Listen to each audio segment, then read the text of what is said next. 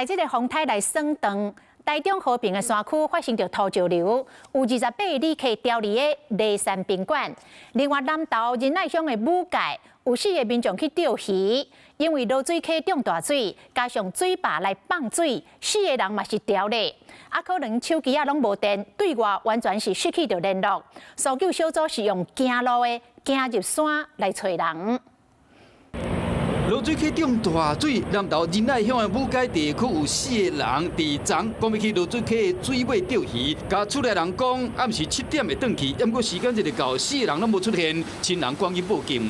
评定了昨天回程，却因为上游的利息坝放水而受困，造成了通讯中断。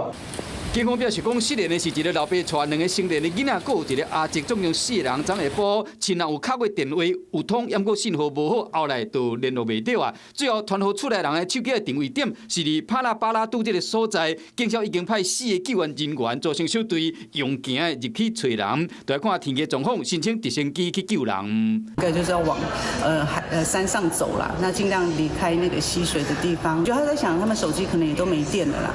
另外，伫台中和平区嘛，因为出现土石流，台电的工程车要入山抢修，或者倒落来树啊，也有土石流挡掉咧。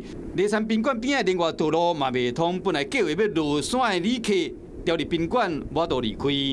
昨就看好天啊，来梨山佚佗，困伫梨山宾馆里，都路未通，搁大粒石头困掉咧。